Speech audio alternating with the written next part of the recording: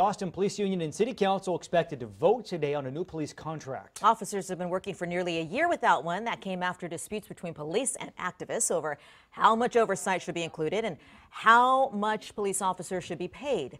Council members voted to renegotiate the contract instead of approving it. So today, council will decide if the new deal is up to standards. The $44.6 million contract includes a 1% pay raise, which goes into effect in late December, and then 2% raises for each of the next 3 years. It also includes changes to hiring, promotion, paid leave, and also importantly, civilian oversight of police officers. Chris Davis has been looking into what's going to change if the council gives the green light. He's joining us live this morning. Good morning, Chris. Yeah, good morning, John and Sally. So police oversight is both part of that new contract and it's a separate item that council will be voting on today. Basically, what this proposal would do is create a new city office to oversee the police department. Get this? That would be called the Office of Police Oversight. So right now we've got the Office of Police Monitor. We wanted to know, how is this going to be different? Change doesn't come without work, and Chaz Moore has been doing a lot of that. And that ultimately led us to where we are today, right? He runs the Austin Justice Coalition, a criminal justice reform group. He's happy about a few of the changes the Office of Police Oversight would bring. One, the anonymous complaints, that was always like one of my biggest things in this. That would include online complaints, too. He says it's less intimidating than going to the police department to file a complaint against an officer.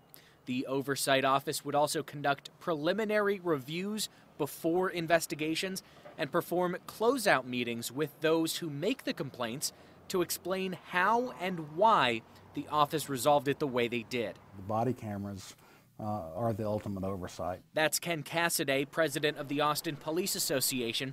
The union's members still have to decide whether they'll support the contract. Cassidy says oversight is important, but not as important now that the cameras are rolling. We know how good of a department we have.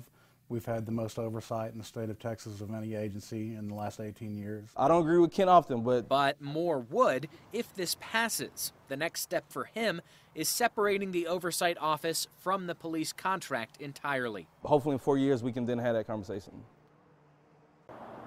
Now, similar to the police monitor, this new oversight office would also make recommendations on discipline and policy. We do expect to hear more from some of the stakeholders in this process at 9 o'clock this morning. We're still waiting to hear who's going to be involved in that news conference, but we will bring you that information as we learn it. We'll send it back to you.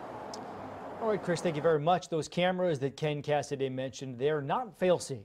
Since Austin police started rolling them out just last year, the department has had some issues with them. Now, in some cases, the cameras would fall off.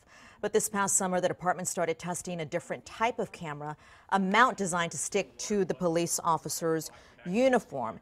And another concern was the release of police body video camera footage. Now, police say the majority of public information requests for that footage hasn't been granted this year. Has not. One reason is because there wasn't any footage recorded, and the other reason is that it had to do with some of the open investigations. But before we move on to the next story, Chris was asking about that press conference at 9 o'clock, and we're just getting word that council members Alter, Flanagan, Houston, Kitchen, and Troxclair will be there at this press conference at 9.